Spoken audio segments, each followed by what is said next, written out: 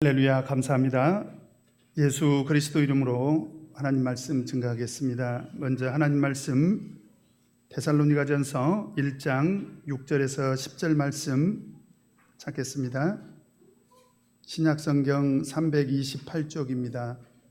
데살로니가전서 1장 6절에서 10절 말씀 제가 읽겠습니다. 또 너희는 많은 환난 가운데서 성령의 기쁨으로 도를 받아 우리와 주를 본받은 자가 되었으니 그러므로 너희가 마게도냐와 아가야 모든 믿는 자의 본이 되었는지라. 주의 말씀이 너희에게로부터 마게도냐와 아가야에만 들릴 뿐 아니라 하나님을 향하는 너희 믿음의 소문이 각처에 퍼진 고로 우리는 아무 말도 할 것이 없노라. 저희가 우리에 대하여 스스로 고하기를 우리가 어떻게 너희 가운데 들어간 것과 너희가 어떻게 우상을 버리고 하나님께로 돌아와서 사시고 참되신 하나님을 섬기며 또 죽은 자들 가운데서 다시 살리신 그의 아들이 하늘로부터 강림하심을 기다린다고 말하니 이는 장래 노하심에서 우리를 건지시는 예수시니라. 아멘. 오늘 이 시간에는 모든 믿는 자의 본이 되었는지라는 말씀의 제목으로 같이 은혜를 나누도록 하겠습니다. 제가 어느 교회에서 목회할 때 어느 한 자매가 오랫동안 믿음에서 떠나 있다가 참 감사하게도 믿음에서 이제 회복이 됐습니다. 그런데 시간이 얼마 지나지 않았어요. 그 자매님의 신앙생활하는 모습이 모든 면에서 우리 신도들에게 모범이 되는 것입니다. 예배 참석을 열심히 하는 것은 물론이고요, 또 성경 공부도 열심히 참석을 하고 또 봉사에 참여하는 것이나 또 말하는 것이나 행동하는 것이 다 성도들에게 모범적이에요. 그리고 기도 생활이라든지 헌금 생활이라든지 이런 모든 것들이 모범적이었습니다. 사실 믿음에서 떠나서요, 오랫동안 세상에서 방황하다가 그 믿음을 회복한 것만 해도 사실 감사한 일인데 어떻게 이렇게 신앙생활을 모범적으로 할까? 물론 하나님의 은혜겠지만은 참 저는 개인적으로 늘 궁금했습니다. 근데 어느 날 제가 그 자매님과 대화를 하면서 그 궁금증이 해결이 됐습니다. 이분이 믿음을 회복하고 나서 하나님께 이런 기도를 했대요. 하나님, 제가 하나님을 떠나서 오랫동안 세상에서 방황하다가 이제 정말 천신만고 끝에 믿음을 회복했습니다. 그런데 기왕에 이렇게 믿음 생활을 다시 시작했으니 제가 열심히 하겠습니다. 그리고 신앙생활을 정말 제대로 하겠습니다. 그랬더니 그때 하나님께서 지혜를 주시더라는 거예요. 바로 어떤 지혜를 주셨는가? 바로 믿음의 모범을 보고 따라하라는 것입니다. 그래서 그때부터 믿음의 모범이 되는 신도들을 따라하기 시작했습니다. 어떤 성도님들은 안식일 뿐만 아니라 밤 예배, 성경 공부, 교회 모든 집회를 참석하는 것을 보고 나도 모모 성도처럼 저렇게 예배 참석을 정말 열심히 해야 되겠다. 또 어떤 분을 보니까 정말 기도를 열심히 하는 거예요. 그래서 나는 저 모모 성도들처럼 정말 기도를 열심히 해야 되겠다. 그리고 또 어떤 성도를 보니까 봉사를 정말 기쁜 마음으로 열심히 하더라는 거죠. 나도 그 모모 성도처럼 정말 봉사를 열심히 해야 되겠다. 그런데 심지어 이 자매님은요, 전국교회 홈페이지를 두루 방문을 했습니다. 요즘 청년들 스마트폰만 있으면 뭐라고 그래요? 모른 척 하지 말고 웹서핑이라고 하지 않습니까? 핸드폰만 보면 전 세계를 다 누빌 수 있잖아요. 그런데 우리 자매님은 각지 교회 홈페이지들을 찾아가지고 가서 보니까 그 홈페이지에 정말 감사하게도 믿음의 모범이 되는 분들의 간증이 올려져 있다는 거예요. 그래서 그 간증을 열심히 읽으면서 나도 이 간증하시는 성도님들처럼 신앙생활을 해야 되겠다. 마치 마태복음 13장에 보면 그 밭에 감추인 보화를 발견하고 너무 기뻐하지 않습니까? 또 그 값진 진주를 발견하고 정말 기뻐하지 않습니까? 그래서 그 자매님은 그 믿음의 모범들을 따라하기를 시작했다라고 하는 것입니다. 여러분, 오늘 이 시간에 제가 말씀드리고자 하는 것이 바로 이것입니다. 이 믿음의 본을 찾는 것은요, 정말 중요합니다. 왜 그렇습니까? 이것이 영향력이 있다는 거예요. 다른 것이 영향력이 있는 것이 아니라 믿음의 본을 찾고 또 믿음의 본을 보여주는 바로 그 일이 영향력이 있다는 거예요. 우리 데살로니가 교회는 이런 믿음의 본을 보임으로 인해서 어떤 영향력이 있었습니까? 오늘 7절 말씀을 보면요, 같이 한번 읽겠습니다. 시작. 그러므로 너희가 마게도냐와 아가야 모든 믿는 자의 본이 되었는지라. 우리 데살로니가 교회 성도들의 믿음의 모범이 어느 정도로 영향력이 있었습니까? 그 지역에 있는 마게도냐 지역에 있는 모든 교회와 성도들이, 그리고 아가야 지역에 있는 모든 교회와 성도들이 우리 데살로니가 교회 성도들의 믿음을 본받고 싶어 했다라고 하는 것입니다. 그러면 여러분, 우리 데살로니가 교회 성도들은 어떻게 이렇게 믿음의 모범을 보여주는 그런 신앙생활을 했을까요? 사실 생각해 보면 참 신기한 일입니다. 바울 사도가요, 우리 데살로니가 교회를 개척하기 위해서 가서 복음 사역을 할 때 얼마 정도 복음 사역을 했죠? 얼마 정도 복음 사역을 했습니까? 불과 3주일입니다. 여러분, 3주일 목회를 했는데 목회자 입장에서 한번 생각을 해봅니다. 불과 3주일 목회를 하고 떠났는데 그때 세워진 그 교회가 그냥 살아남아 있는 것만 해도 어떻게 생각해 보면 기적인데, 마게도냐 지역과 아가야 지역에서 아주 모범적인 그런 교회를 이루었다라고 한다면 여러분, 기적이지 않습니까? 그런데 제가 어떤 분 간증을 들어보니까요, 우리 신앙의 모범이라는 것은 얼마나 영향력이 있느냐, 일생에 딱 한 번 모범을 경험해도 그 감동이 평생 가더라는 것을 저는 한 분의 간증을 통해서 깨달았습니다. 어느 일반 교회에서 신앙생활 하시던 분이 이제 기회가 닿아서 유럽으로 유학을 떠났답니다. 근데 그 분의 아내는 우리 참예수교회 신도였기 때문에 신앙생활 하려고 보니까 안식일에는 이제 우리 참예수교회를 찾아가서 예배를 드려야 되고요. 그리고 일요일에는 물론 자기 신앙을 따라서 이제 일반 교회 가서 이렇게 예배를 드렸습니다.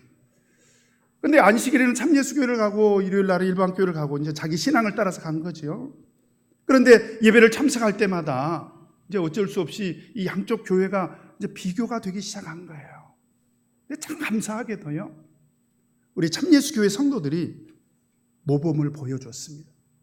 예배를 드리는 것이라든지 기도를 하는 것이라든지 모든 면에서 모범을 보여줬는데, 특별히 이분이 감동을 받은 게 정말 따뜻한 사랑으로 그분을 영접해 준 것입니다. 그래서 마음에 큰 감동을 느꼈는데, 마침 자기가 이제 유학 간 그 나라가 아니고 그 이웃 나라에서 영은회가 열리게 됐습니다.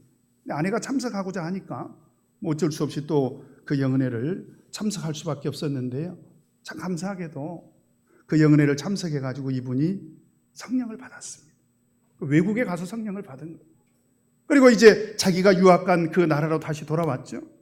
그리고 결심을 했습니다. 내가 이제 참예수교 신도가 돼야 되겠다.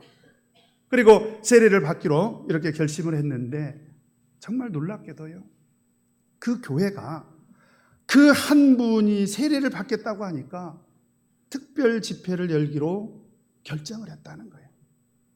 그리고 모든 신도들이, 거의 대부분의 신도들이 휴가를 내고 이 특별 집회를 참석을 했습니다.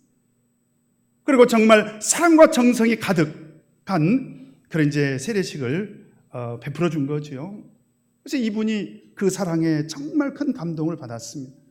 그리고 그때 결심하기를, 내가 한국에 돌아가면 이 사랑의 빚을 내가 평생 갚고 살겠다. 그리고 한국으로 돌아오죠. 그래서 그 사랑을 실천하기 위해서 자기가 살고 있는 곳에는 원래 교회가 없었습니다. 그래서 자기 집을 예배처소로 내놓았습니다. 여러분, 자기 집을요, 성도들이 모여서 하나님 앞에 예배를 드릴 수 있도록 예배처소로 내놓는다는 것이 이게 간단치가 않습니다. 일주일에 한 번씩 그 지역에 있는 흩어져 있는 성도들을 다 자기 집으로 모아서요, 제가 마침 그때 발령을 받고 갔는데 정말 사랑과 정성이 가득한 그런 음식도 준비해 놓고 모든 성도들이 편안하게 와서 즐거운 마음으로 예배를 드릴 수 있도록 그렇게 사랑의 모범을 보이더라고요. 그리고 몇 년 만에, 정말 몇 년 만에 기적적으로 땅을 샀더라고요. 땅을. 그리고 교회를 건축을 했습니다. 마침 그때 제가 발령을 받아서 가서 보니까요, 가정 수가 몇 가정이냐. 여러분, 교회 하나를 건축하는데 몇 가정 정도 필요합니까?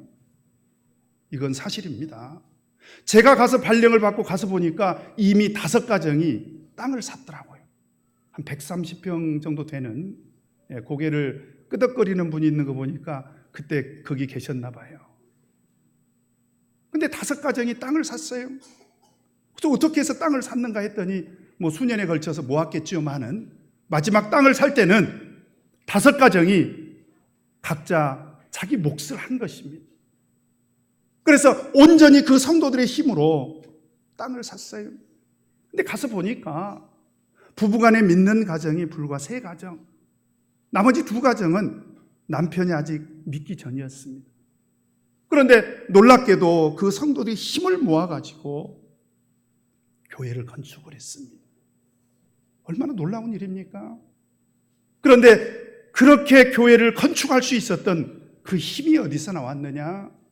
물론 5가정입니다. 근데 제가 생각할 때요, 바로 사랑의 모범이었다는 거예요. 그분이 외국에 가서 그런 사랑의 모범을 보고, 그리고 한국에 돌아와서 내가 평생 이 사랑의 빚을 갚고 살아야 되겠다. 그래서 한 가정의 믿음의 모범을 통해서요, 교회가 세워지더라는 거예요. 지금도 이 교회는 굳게 세워져 있습니다. 여러분, 그래서 이 믿음의 모범을 보인다는 것이 정말 중요합니다. 그래서 우리 데살로니가 교회가요, 이런 믿음의 본을 통해서 어떤 또 영향력을 행사를 했습니까? 우리 8절 같이 한번 읽겠습니다. 시작. 주의 말씀이 너희에게로부터 마게도냐와 아가야에만 들릴 뿐 아니라 하나님을 향하는 너희 믿음의 소문이 각처에 퍼진 고로 우리는 아무 말도 할 것이 없노라. 알고 보니까 이런 데살로니가 교회 성도들의 믿음의 모범이 마게도냐와 아가야에만 들리는 것이 아니라 그 믿음의 소문이 어디까지 퍼졌다는 것입니까? 각처에 퍼졌다라고 하는 것입니다. 그래서 바울 사도가 정말 깨달은 것이 뭐냐? 믿음의 모범이 중요하다는 거예요. 일생 동안 바울 사도는 어떤 믿음의 원칙을 가지고 살았는가? 믿음의 모범을 보여야 되겠다. 그래서 고린도전서 11장 1절에 보면 내가 그리스도를 본받는 자 된 것 같이 너희는 나를 본받는 자 되라. 뭐 어떤 사람이 오해하기로 하면 참 바울 사도는 좀 교만하다. 왜 그러냐면 제가 한번 해볼게요. 여러분, 제발 저 좀 본받으세요. 그러면 좀 뭔가 좀 이상하지 않습니까? 저 좀 본받으시라니까요. 이렇게 이야기를 하면 좀 이상하잖아요. 근데 이게 바울 사도의 신앙이었습니다. 왜 그렇습니까? 믿음의 모범이 중요하다는 거예요. 그런데 바울 사도가 이야기하는 믿음의 모범은 그 근본이 누구로부터 시작이 됐습니까? 바울 사도는 지금 누구를 본받기 위해서 노력하고 있어요? 예수 그리스도를. 그래서 인간적으로 바울 사도 자기를 드러내고, 그래서 개인적으로 바울 사도 자신을 본받으라는 것이 아니라 우리 모범의 근본이 되시는 예수 그리스도를 우리가 본받아야 되지 않겠는가? 그래서 나는 예수 그리스도를 본받기 위해서 이렇게 노력하고 있다는 거예요. 그러므로 예수 그리스도를 본받기 위해서 노력하는 나를 본받으라는 얘기는 사실은 누구를 본받으라는 것입니까? 예수님을 본받으라는 거지요. 여러분, 그래서요, 우리 데살로니가 교회가 이렇게 믿음의 모범을 보일 수 있었던 사실 결정적인 이유가 어디에 있느냐? 우리 6절을 보니까요. 6절 다시 한번 읽겠습니다. 시작. 또 너희는 많은 환난 가운데서 성령의 기쁨으로 도를 받아 누구를 본받는 자가 되었다는 거예요? 당연히 바울 사도 일행을 본받기도 했지만 사실은 그 모범의 근본에 누가 있었다는 것입니까? 주를 본받은 자가 되었다. 그러니까 데살로니가 교회가 마게도냐 지역과 아가야 지역에 그토록 영향력이 있을 정도의 믿음의 모범을 보인 결정적인 이유가 뭐냐? 이분들이요, 예수님을 믿기 시작하면서부터 누구 따라하기를 했다는 거예요? 예수님을 따라갔다는 거예요. 우리 찬송에도 그런 찬송이 있죠? 예수 따라가며 누구를 따라가야 된다고요? 예수님을 따라가야 됩니다. 왜 바울 사도를 따라갔겠어요? 바울 사도가 예수님을 따라가니까 우리 데살로니가 교회 성도들도 그 바울 사도를 보면서 우리가 예수님을 따라가야 되겠구나. 예수님을 보고 배워야 되겠구나. 예수님을 보고 우리 믿음을 세워야 되겠구나. 그래서 우리 데살로니가 교회 성도들의 믿음의 표준은 바로 예수 그리스도였다는 거예요. 그래서 그들이 보인 이 믿음의 모범은 저는 정말 중요하다고 생각을 합니다. 그래서 오늘 이 시간에 우리 데살로니가 교회 성도들이 우리에게 보여준 그 믿음의 모범을 통해서 같이 교훈을 받도록 하겠습니다. 먼저 6절 같이 한 번 더 읽겠습니다. 시작. 또 너희는 많은 환난 가운데서 성령의 기쁨으로 도를 받아 우리와 주를 본받은 자가 되었으니. 먼저 우리 데살로니가 교회 성도들이 보여주신 그런 믿음의 모범이 뭐냐? 그들은 말씀을 듣는 태도가 좋았다는 거예요. 또 너희는 많은 환난 가운데서 성령의 기쁨으로 무엇을 받았다는 것입니까? 도를 받았다는 것은 말씀을 들었다는 거예요. 그런데 말씀을 듣고 말씀을 받아들이는 그들의 태도가 모범적이었다는 거예요. 여러분, 근데 참 신기한 것은요, 이 데살로니가 교회 성도들의 구성원들이 거의 대부분이 사실 이방인들이었습니다. 하나님을 안 믿는 사람들이었어요. 그래서 사도행전 17장 4절을 보니까 그 중에 어떤 사람 곧 경건한 헬라인의 큰 무리와 누구였습니까? 그 구성원들이 누구였어요? 헬라인입니다. 헬라인은 이방인들을 말하는 거죠. 또 적지 않은 귀부인도 권함을 받고 바울과 실라를 쫓으나. 이 사람들은 거의 대부분의 구성원들이 이방인이었는데 이 사람들이 복음을 접하고 나서 그 바울 사도의 말씀을 듣고 나서 즉각적으로 그 말씀을 받아들였다는 거예요. 어떻게 받았습니까? 6절에 보니까 또 너희는 많은 환난 가운데서 성령의 기쁨으로 도를 받았다는 거예요. 말씀을 들을 때 정말 기쁨으로 말씀을 받아들였다라고 하는 것입니다. 여러분, 그래서 말씀 듣는 태도가 정말 중요합니다. 이게 우리 믿음 성장과 관계가 있고요, 우리 믿음의 모범과 저는 관계가 있다라고 생각을 합니다. 마태복음 13장에 보면 예수님께서 씨 뿌리는 비유를 가르쳐 주시지 않습니까? 여기에 4가지 종류의 땅이 나와요. 하나는 뭐죠? 길가 땅. 두 번째는 돌밭. 세 번째는 가시떨기. 네 번째는 좋은 땅. 이렇게 4종류의 땅이 등장을 하는데, 영적으로 본다면 이 4종류의 땅은 우리 성도들의 마음밭을 말하는 것입니다. 그런데 이 4종류의 땅에 골고루 씨가 떨어집니다. 그 씨는 뭐지요?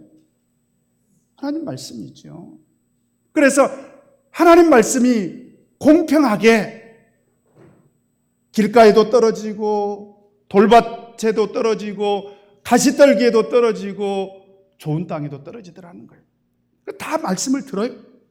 마태복음 13장 19절에 보면 아무나 천국 말씀을 듣고 어디에 떨어진 자들을 말하냐면 길가에 떨어진 자들을 말하는 거예요.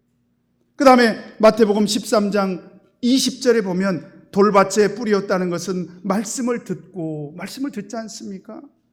또 마태복음 13장 22절에 보면 가시떨기에 뿌리였다는 것은 말씀을 들으나 말씀을 들어요.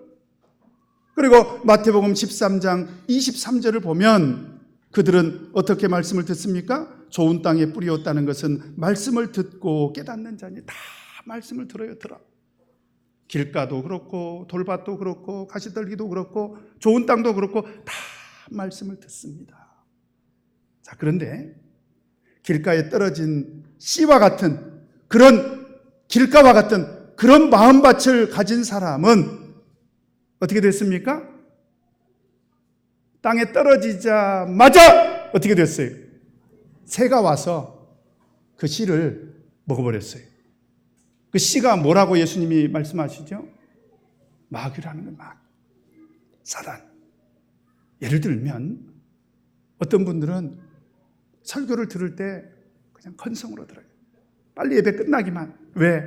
빨리 집에 가서 빨래도 해야 되고 장도 봐야 되고 김장도 해야 되고 손님 맞이도 해야 되고 은행도 갔다 와야 되고 세탁소도 갔다 와야 되고. 그러니까 말씀을 들을 때 전부 그냥 말씀이 들어오기는 들어오는데 어떻게 돼요? 말씀을 듣는 순간에 그냥 새가 마귀가 다 먹어버리죠. 그래가지고 그 시간에는 마귀가 배가 터져가지고 죽었대요. 너무 많이 먹어가지고. 그죠? 그런데 돌밭에 있는 신도는요, 마음이 돌밭과 같은 그런 신도는 참 특이합니다. 말씀을 들을 때 어떻게 듣냐면 즉시 기쁨으로 받습니다. 우리 데살로니가 교회 성도들하고 비슷해요. 공통점이 있어.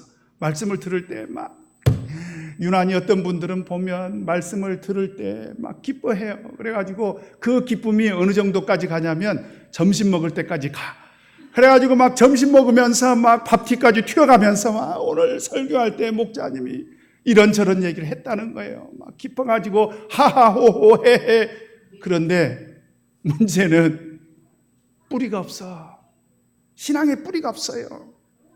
그러니까 환난이나 핍박이 오면 그 다음 주에 뭐라고 그러냐면 목자님 저는 이제 참예수교회 안 댕길래요.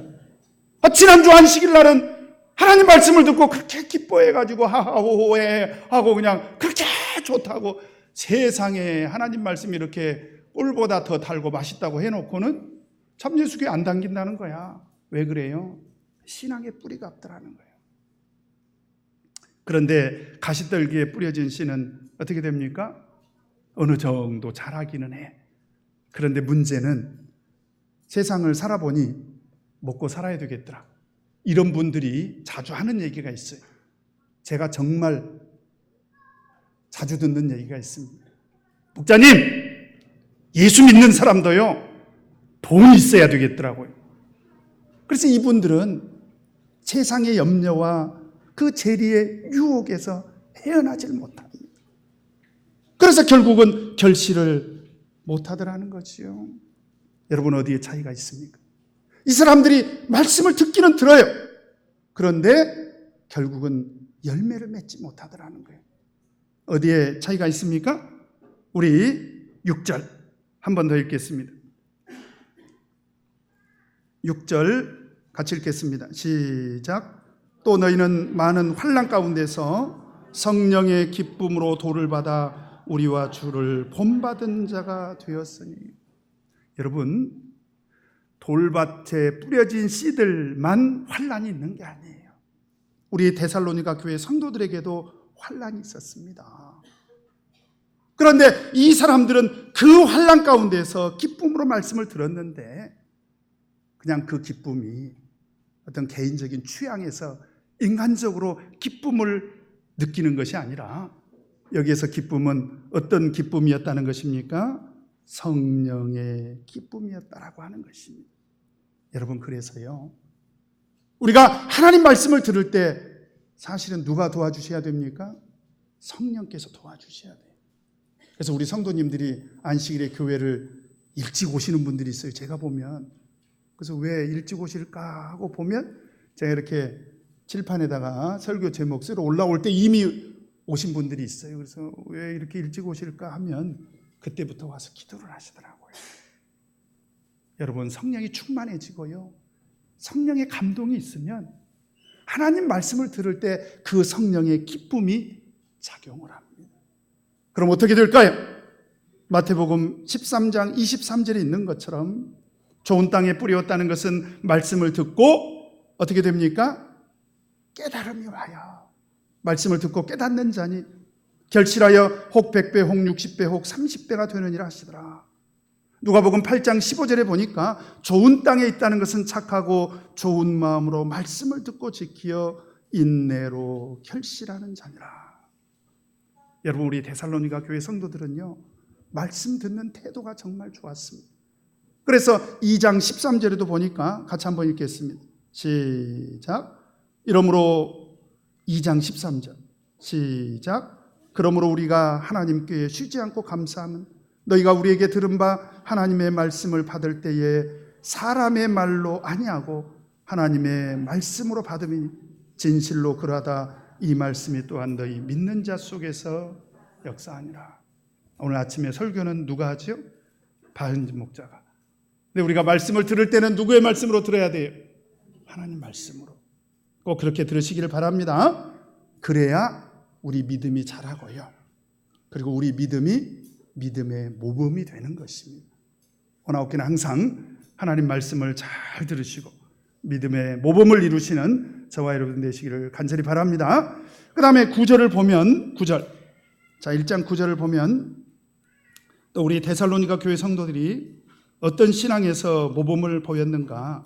9절 같이 한번 읽겠습니다. 시작.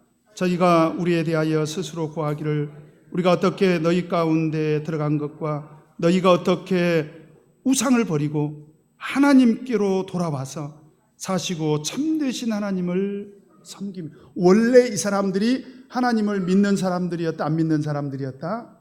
안 믿는 사람들이었다는 거예요. 누구를 섬겼을까요? 우상을 섬겼다는 거예요. 여러분, 우상이라는 것은 뿔 달린 도깨비만 우상이 아니에요. 이 세상도 우상입니다. 그렇지 않습니까? 돈도 우상일 수 있어요. 그런데 이 사람들이 우상을 섬겼던 그런 사람들이 예수님을 믿고 난 이후에는 어떤 믿음의 모범을 보였다는 것입니까? 확실하게 회개를 했다는 거예요. 어떻게 회개를 했느냐? 우상을 버려버렸습니다. 자, 지금 이 시간에 한번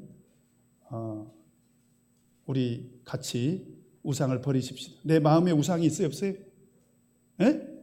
없어요? 자, 없으신 분들은 버리지 마시고 내 마음에 조금이라도 우상이 있으면 꺼내보세요. 지금 자, 꺼내버리셔 가지고 버려버리셔. 그렇게 했다는 거예요. 왜 우상을 버렸습니까? 하나님께로 돌아가기 위해서. 여러분, 하나님께로 돌아가기 위해서는요, 우상을 버려야 됩니다.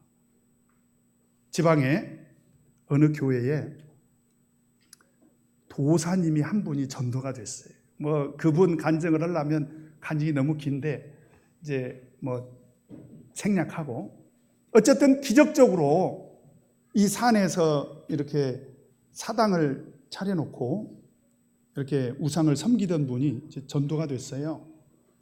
그럼 이제 우상을 버려야 되지 않습니까?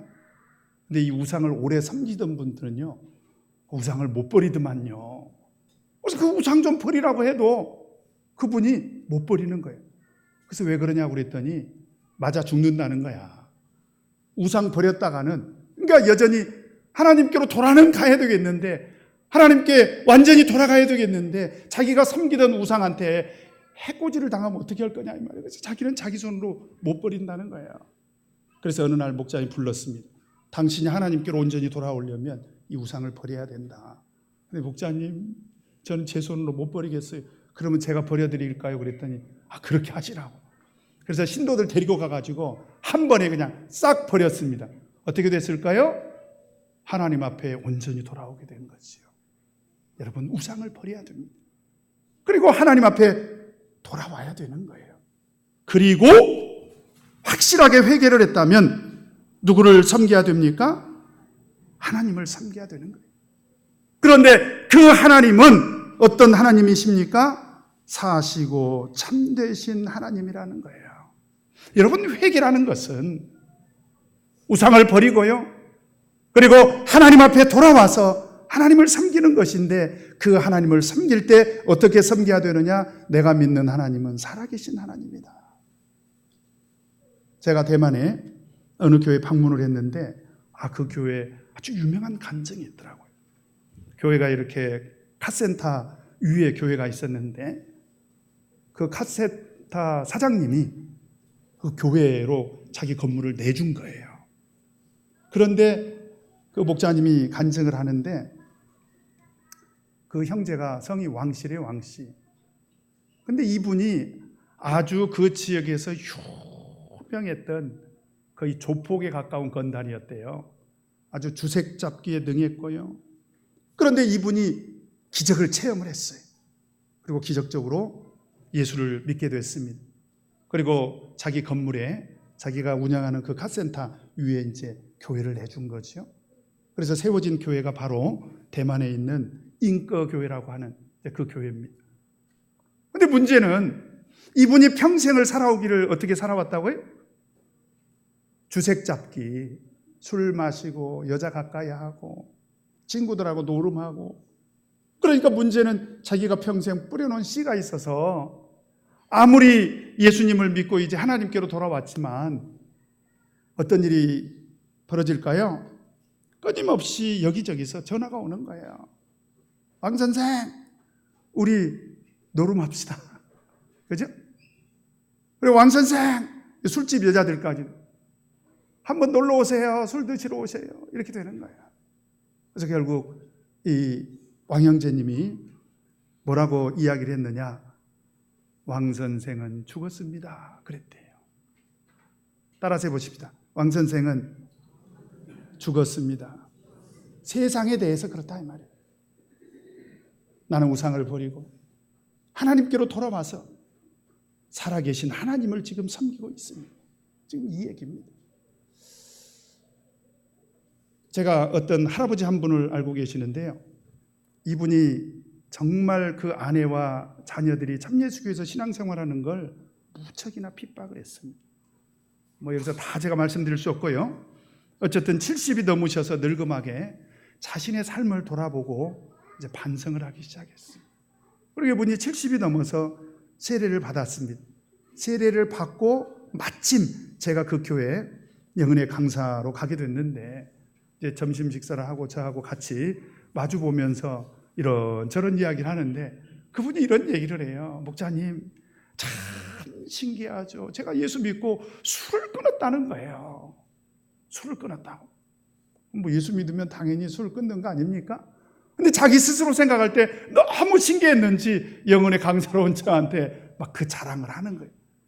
그러면서 사실 자기가 평생을 술을 먹었는데 사실은 예수 믿기 전에도 술을 끊어보려고 노력을 했대요. 왜냐하면 자기 아내가 술 먹는 것을 싫어하고 또 자기도 생각해봐도 건강도 좋지도 않고, 그래서 사실은 술을 끊어보려고 정말 노력을 했고 여러 차례 자기 그 할아버지 말씀이 그래요. 우리 마누라하고도 내가 몇 바탕을 약속을 했다고. 그런데 술을 끊기로 약속을 하고 아침에 이제 들에 가서 일을 하려고 마당을 딱 거닐다 보면 자기도 모르게 발걸음이 광으로 가고 있더래요. 광으로. 그 광에 무엇이 있었을까요? 술이. 그러면서 순간 지혜가 딱 생기는 게 뭐냐면 내가 지금 술을 먹고 들에 나가서 열심히 일을 하면 이게 다 알코올이 땀으로 나갈 거 아니냐. 그러면 이제 점심때 집에 들어와도 우리 마누라는 모를 거라는 거지요. 그럴 정도로 술을 못 끊었다는 거예요. 그런데 자기가 예수 믿고 술을 끊었다는 거예요. 그리고 나서 술을 끊고 나서 이제 친구들하고 만나서 식사를 하게 되면 꼭 친구들이 술을 권하지 않겠습니까? 그러면 친구들이 술을 권하면서 그 친구의 형편을 아니까 이 사람아, 마누라 없을 때 술 한잔 해. 이렇게 얘기를 하더라는 거예요. 그때 우리 할아버지께서 이렇게 얘기를 했다고 합니다. 야, 이 사람들아, 내가 마누라 눈은 속여도 하나님 눈은 어떻게 속이겠는가? 정말 하나님은 살아계신다는 사실을 믿은 거지요. 따라서 해보십시오. 하나님은 살아계신다. 그게 회개라는 거예요. 우상도 버리고 하나님께로 돌아와서 하나님을 온전히 섬기는 것은 뭐냐? 참되신 하나님, 살아계신 하나님을 섬기는 것입니다. 그런 신앙의 모범이 우리 데살로니가 교회 성도들에게 있었다라고 하는 것입니다. 그 다음에 이제 마지막으로 우리 10절 같이 한번 읽겠습니다. 어떤 우리 데살로니가 교회 성도들의 믿음의 모범이 있었는가? 같이 읽겠습니다. 시작. 또 죽은 자들 가운데서 다시 살리신 그의 아들이 하늘로부터 강림하심을 기다린다고 말하니 이는 장래 노하심에서 우리를 건지시는 예수시니라. 이 사람들에게 또 한 가지 있었던 믿음의 모범이 무엇이었는가? 바로 이 사람들에게 소망이 하나 있었는데요. 어떤 소망이 있었느냐? 어떤 소망이요? 10년만 고생하면 아파트 한 채 생긴다. 이것도 소망이죠. 그죠? 아파트 별로 안 반가운 모양이네. 조금만 고생하면 우리도 잘 먹고 잘 살 수 있다. 이것도 소망이지 않습니까? 그런데 우리 데살로니가 교회 성도들은 그런 소망 말고 예수 그리스도의 재림을 기다리는 그런 소망이 있었다라고 하는 것입니다. 여러분, 그래서요, 우리 믿음 생활에도 이제 수준이 있습니다. 우리 믿음 생활에도 수준이 있는데 어떤 분들은 보니까 믿음 생활 열심히 해요. 그래서 보니까 막 기도도 열심히 해. 그래서 어느 정도로 기도를 열심히 하냐면 지문이 없어질 때까지 막 기도를 해요. 막 보니까 그런 분들에게 소망이 있더라고요. 어떤 소망이 있느냐? 하나님, 우리 부부 건강하게 해주시고 우리 자식들 잘 되게 해주시고 우리 손주들도 잘 되게 해주시고 직장 생활도 잘 되게 해주시고 우리 손주들 대학도 가게 해주시고, 그냥 하여튼 소망이야. 다 소망이지요. 근데 제가 봤을 때 그런 믿음은 믿음인데 비교적 낮은 수준의 신앙생활을 하고 있는 거예요. 그런데 우리 데살로니가 교회 성도들의 소망은 어떤 소망이었느냐? 오직 예수 그리스도의 재림을 기다리는 그런 소망이었다라고 하는 것입니다.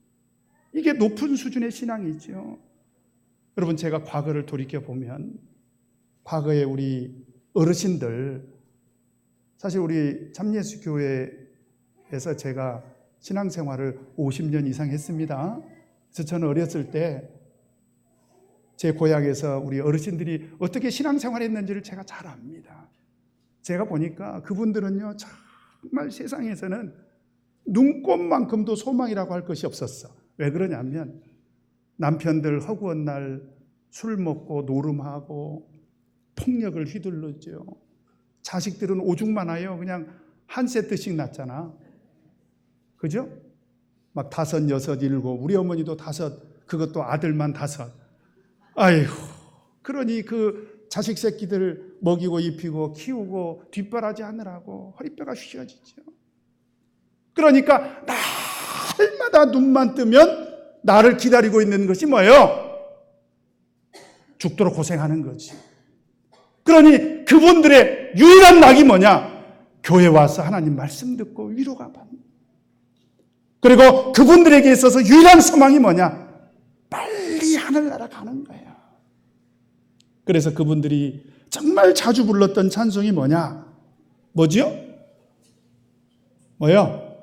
낮에나 밤에나 눈물 머금고 내 주님 오시기만 고대합니다. 눈물을 흘리면서 이런 찬송을. 가실 때 다시 오마 하신 예수님, 오 주여 언제나 오시렵니까? 먼 하늘 이상한 구름만 떠도 행여나 내 주님 오시는가요? 머리 들고 멀리 멀리 바라보는 맘, 오 주여 언제나 오시렵니까? 여러분, 우리 신앙이요, 이 수준까지 올라가야 됩니다.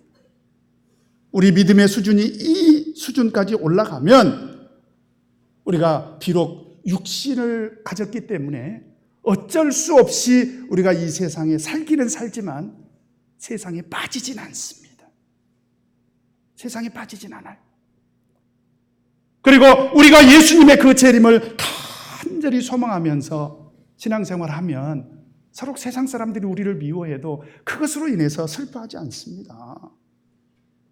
그리고 그런 소망을 가지고 사는 사람은 세상에서 실패해도요, 절대로 낙심하거나 좌절하지 않습니다.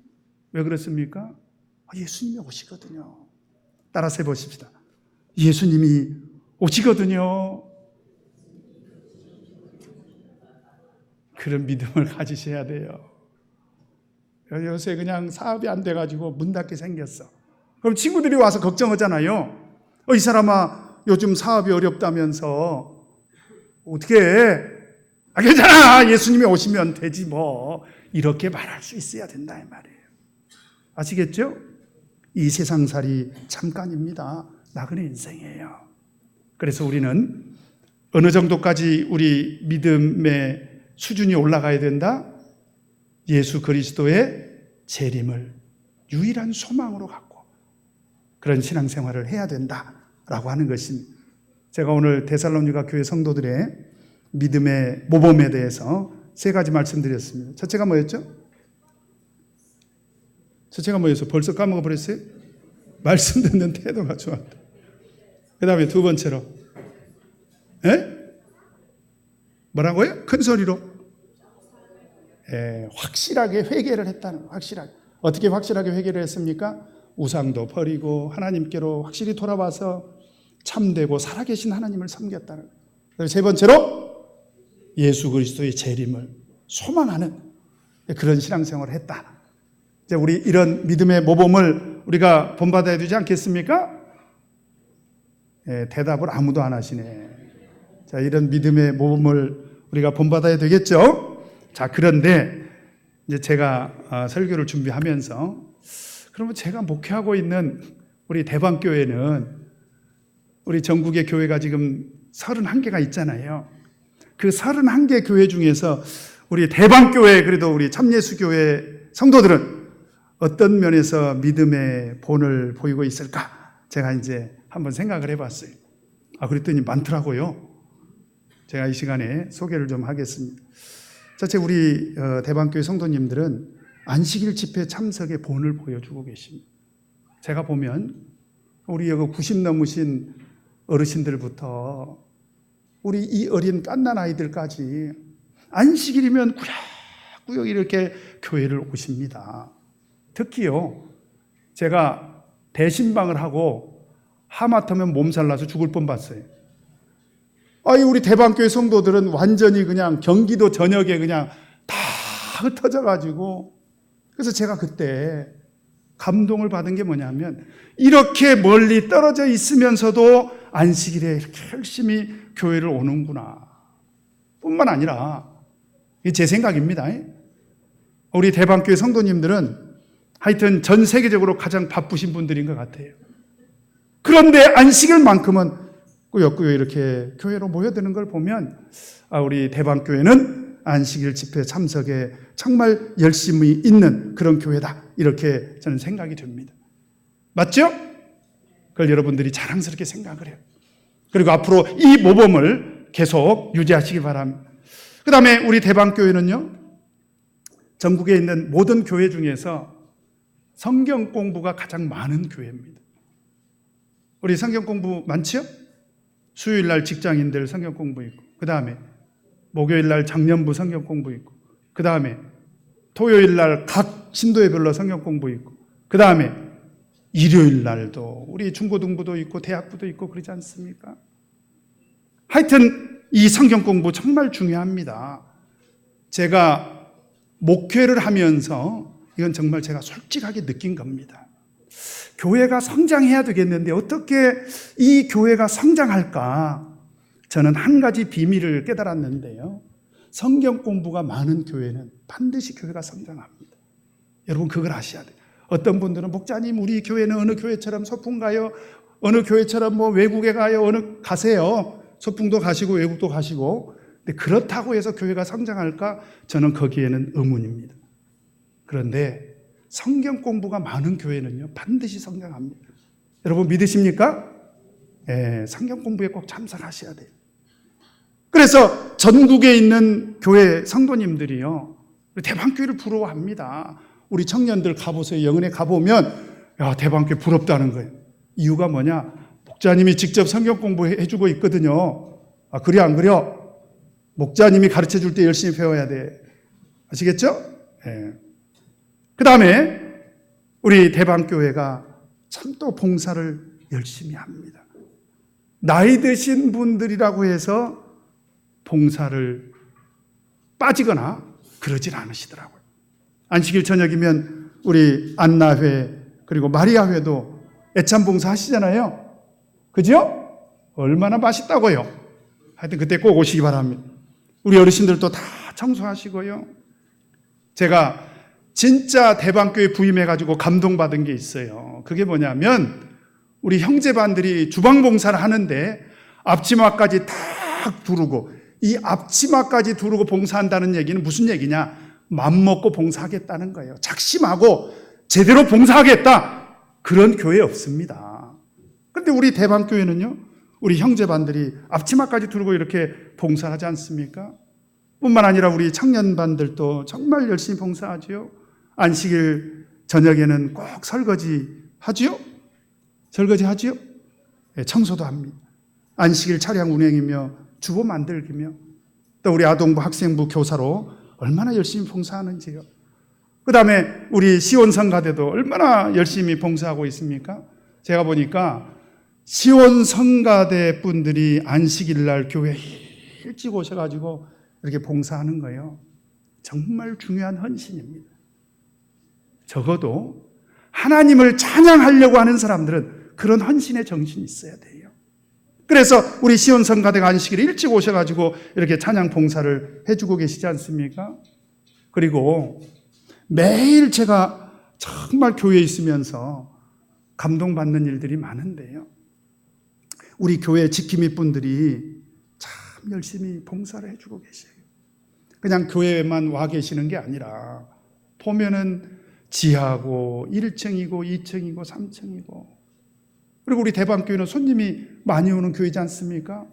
언제 어떤 분들이 그냥 들이닥칠지 몰라요.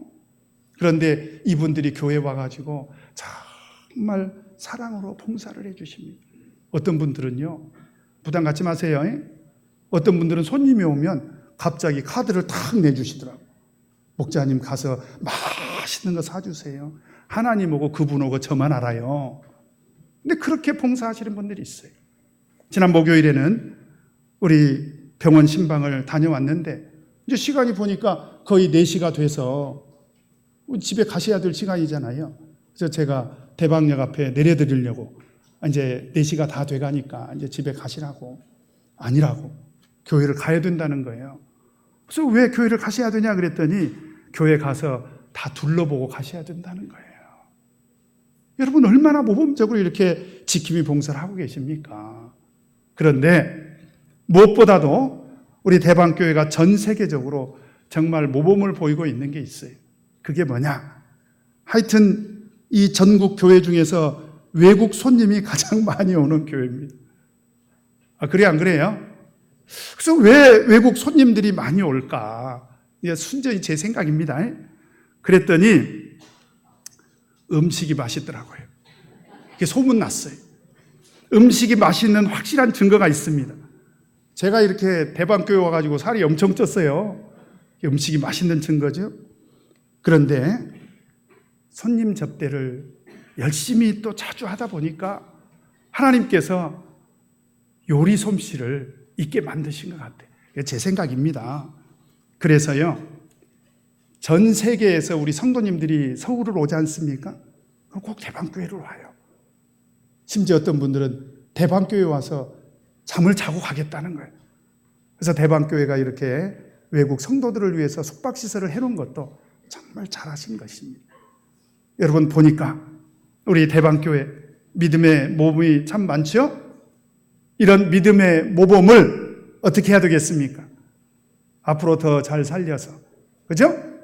전 세계적으로 정말 명실상부하게 믿음의 소문이 각처에 퍼지는 그런 우리 대방교회가 되기를 예수 그리스도 이름으로 축원합니다. 우리 다 같이 묵도하시겠습니다.